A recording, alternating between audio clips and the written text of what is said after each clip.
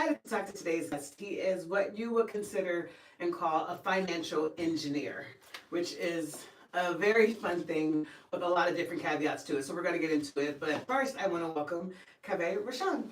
Thank you, Nina. Welcome, welcome. So, financial engineer. Sounds intimidating, but obviously it's a money man type of job, right? Right. Well, financial engineering is not financial advisor. Okay, I don't sell anything. Okay. I'm not a banker or anything like that. Engineering is what? Problem solving, right? Mm-hmm. And financial engineering is basically what I used to do is write algorithms, but also engineering insofar as I solve financial problems. And that's what I've been doing for the past 20 plus years. Awesome. And now I always like to start the viewers off at the very beginning. Sure. Meaning, where are you from originally? Well, I was born in Switzerland. Okay. And I was born in Bern, which is the capital. Oh, wow. And I like to say that because the reason I was born in the capital is because my father was a diplomat. Mm. And the reason I do what I do today is because my father was a diplomat and his job was to prevent World War III, basically. Kind of a special upbringing. He basically taught my sister and I at a very young age how not to hate people. Oh, wow. Yeah, and one of the first things you learn in the diplomatic corps benefited from is the definition of understanding, which is to change your perspective. So I'm a people person, people versus borders, and I see a lot of problems that I think I can financially engineer a solution for. And I'm glad you said that because a lot of people think that money is the root of all evil, but I say money is the root of all problem solving. Well, in most cases, the love of money is the root of evil. Money by itself is nothing more than a tool. It's just a commodity, right? It's just like a screwdriver. Right. That's all it is. But if you love money, yeah, then you've got a problem.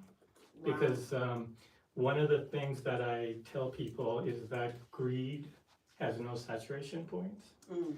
And the love of money is nothing more than greed. And it's not a good thing at all. And you shouldn't love things. You should love people. So I have a solution for that reverse engineers the problems in our society that are money-based. And I mean, I'm sure that's quite a loaded solution that might go over a lot of people's heads. I mean, Right. you start thinking money and our numbers and people just, get overwhelmed and they're just like, forget it. But let's just back up here because I want to get to that. But you have to have gone on a life trajectory to get to the point where you became a financial engineer. And I mean, for me, I feel like numbers is a gift. It might have started, as a kid but were you always good at it? No, not at all. What I realized is that money and, for example, debt is the biggest burden on society's shoulders, okay? And I have the gift as far as being a quantitative analyst, where I was picked up by a Wall Street firm and I was writing algorithms for them. But I realized that it all started about 20 years ago, that Wall Street has a mechanism to lure and trap people into debt, okay? And I tell people that as long as you're in debt, you are not in control of your future, and that, in fact, debt is a form of slavery, okay? The problem that I've been witnessing for the past 20 years is that economic deprivation used to mean rich people getting richer at the expense of poor people. That's the old definition. The new definition is rich people getting richer at the expense of everybody. Because today, the entire middle class is the new poor. On a macroeconomic, okay? So socioeconomically, the entire middle class no longer has net assets. They're all in debt. And as long as you're in debt, you are not in control of your future. The stress of debt is not natural whatsoever. And it causes all the problems that we have in society now, including political factions, okay, politically. And it's all because of the stress of debt. So, unfortunately, that's where we are today. I realized this 20 years ago, and I've been watching the entire middle class disappear in front of my eyes. And believe it or not, I have a solution that reverse engineers economic deprivation. And now you said that, but the solution is going to be kind of doled out in a way that's palatable, right? So correct. Let's talk about that. So my solution comes in 3 parts. The second part we're going to talk only because we hit on it right now, and that is that people don't realize that all economics, all finance, all money is pure mathematics, okay? They're either a math function or a math expression. The problem that I face is that the average person is averse to mathematics. Mm-hmm. Every day, I'm horrified on a daily basis by people telling me I don't like math. And I know exactly. I'm people. Well, whenever I hear that, I ask them, do you like money? Yeah. Yes, you understand it's important, Yeah. okay? So I look puzzled and I said, well, a moment ago you just say you don't like math and you say, yeah, I hate it or whatever. And I said, but you understand that money is important. So I go back and forth as many times as necessary for people to understand that money and math are the same thing. It's not just a correlation, it's identical, okay? Every financial transaction, anything money related, is a mathematical function or expression. And unfortunately, if you're not good at math, you are not going to be good at money. And the really terrible thing that I know as an insider is that when somebody says, I don't like math, whether it's in their head or whether they say it out loud, somebody else hears them loud and clear. And that somebody else is Wall Street. And Wall Street has a mechanism to lure and trap you into forever debt, okay? And I'm actually making a documentary on this topic. And in one of the chapters in my documentary is that debt is a form of slavery. Yeah. Now, Nina, first of all, I want to say thank you for this interview and I normally don't accept most interviews, but there is one reason I accepted yours, because you know something that the average person doesn't know. And that is, you know who Michael King was, right? Oh, yeah. Okay. Yeah. Should you tell them or should you want me to tell them? Well, I mean, Michael King is Martin Luther King. Right. His name was changed to Martin Luther King Jr. by his father, I think when he was like 9 or 10. 5. Oh, okay. Yeah. Almost. So Michael King is the birth name of Martin Luther King Jr. It's the name on his birth certificate, and it was never legally changed. I didn't know that. Yeah, it was never legally changed. Now, the reason the average person doesn't know that fact about Martin Luther King is because there's a second fact about him that is intentionally hidden. And it affects you, me, and everybody else at this very moment financially. Because the hidden fact about Martin Luther King, other than his real name, is that he was a great economist. And the last 2.5 years of his life, he was a great economist, okay?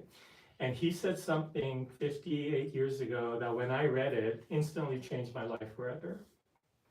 58 years ago, he said that as long as there's economic deprivation, there will never be true equality.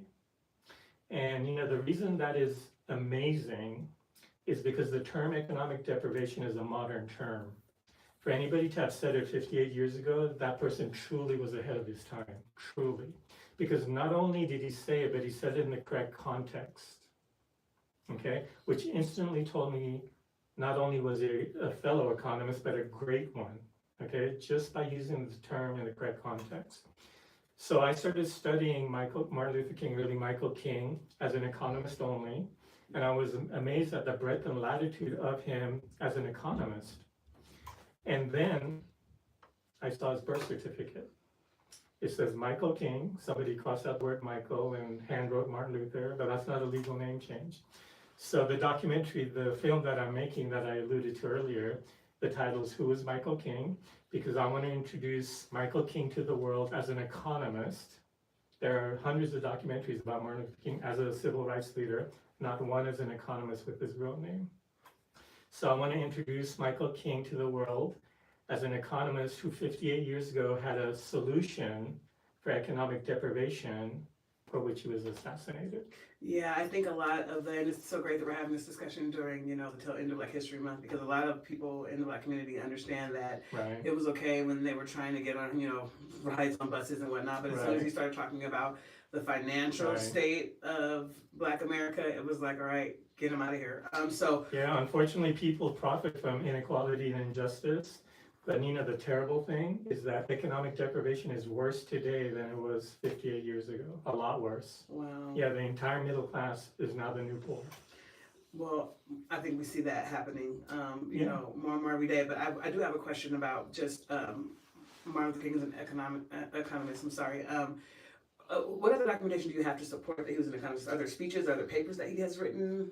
Well, that one quote, Mm-hmm. as long as there's economic deprivation, there will never be true equality, spoke to me as a financial engineer, as a problem solver. Mm-hmm. It spoke to me. So he went to college at the age of 16. Oh, yeah.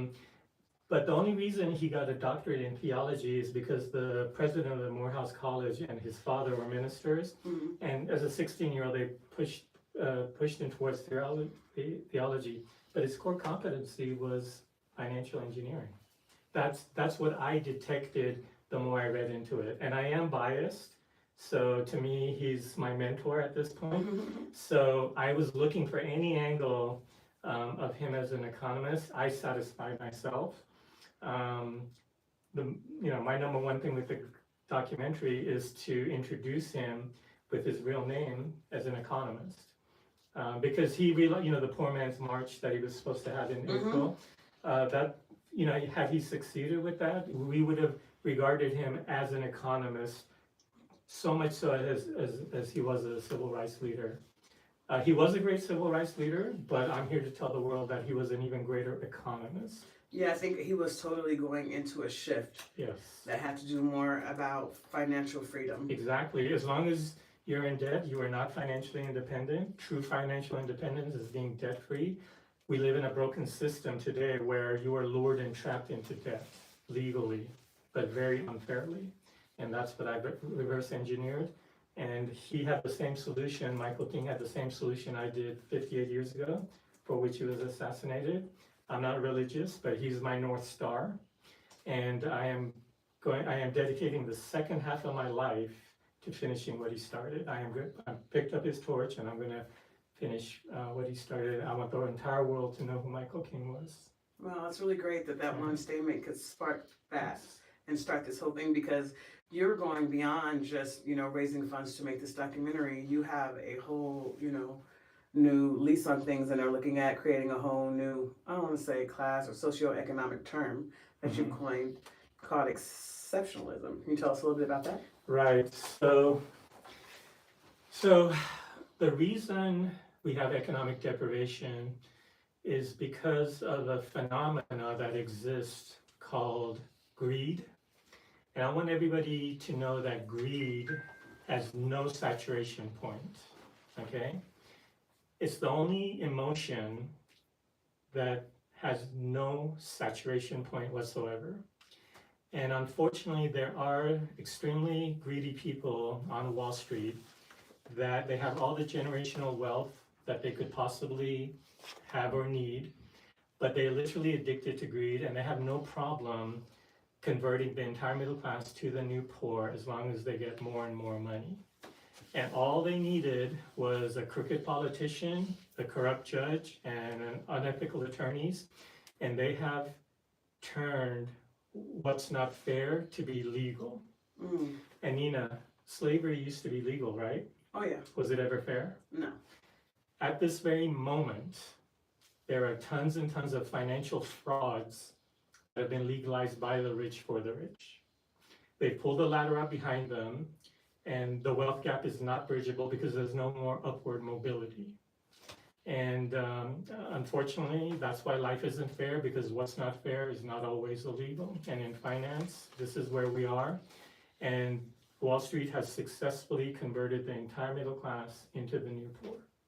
Wow, and so when you speak of Wall Street, you know something about it because you used to work. Correct. Indirectly, there's a famous company that has a lot of subsidiaries to hide their activities. And I wasn't a trader or anything like that. I was an analyst, quantitative analyst in data science. And I would write algorithms and things like that. So my solution is actually a baseline version of one of a very powerful algorithm that Wall Street uses every day to make money. And I'm actually adapting that same algorithm for the average person to implement. So kind of leveling the playing field, because my solution is a form of participation that everybody must do. Okay, and now, what was the turning point? Because you were there, you were working on Wall Street, you were making money. Something must have happened. Was it just that quote, or did you see something at work that made you think, wait a minute, I'm playing for the wrong team here? Well, so obviously, 20 years ago, I was much younger, and I was, So was I. but, I was developing. If it wasn't for my father being a diplomat and teaching that understanding is the ability to change your perspective, I would have never had that perspective to have been triggered Mm-hmm. by Michael King's statement. So that statement, it's one of the truths that when you read it or understand it or you hear it, and you may ignore it at first, but you know it's true, but it stays in the back of your mind.